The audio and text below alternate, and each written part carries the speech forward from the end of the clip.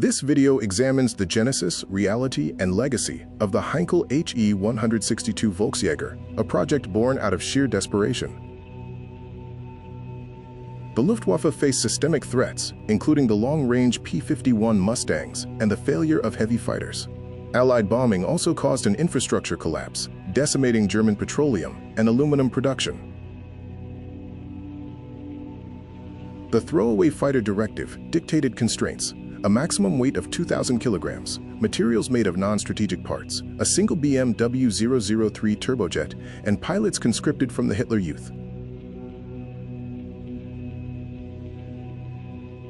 The project moved with extreme speed, going from the emergency specification issued on September 8, 1944, to the first prototype flight on December 6, 1944. This was a mere 74 days from contract to flight.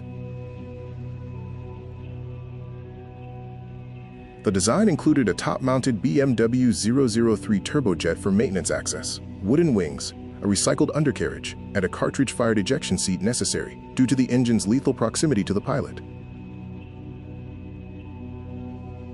The wooden structure relied on Tego film adhesive, but the sole factory was destroyed. The substitute glue was highly acidic, chemically dissolving the wooden airframe, leading to the failure and crash of the V1 prototype, killing the chief test pilot. Design flaws required hasty fixes, including lippish oren, or drooping wingtips to counter Dutch roll, twin vertical stabilizers to avoid the jet exhaust, and nose ballast to correct longitudinal instability. The difference between the promise and reality was stark.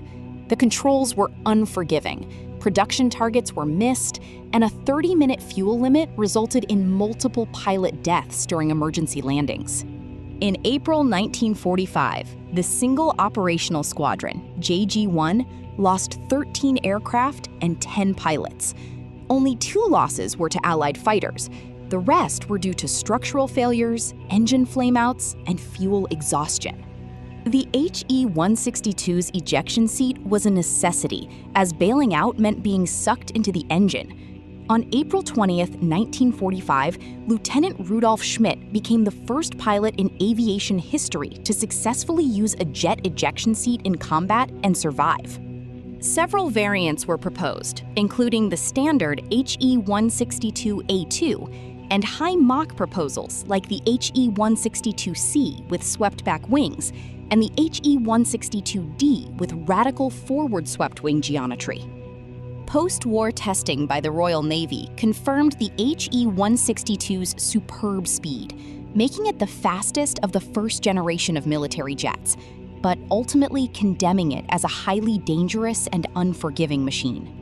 The Volksjäger was a terrible weapon for 1945, but its innovations, such as ejection seats, modular construction, and swept-wing designs, became standard practice, making it a blueprint for the Cold War era of aviation.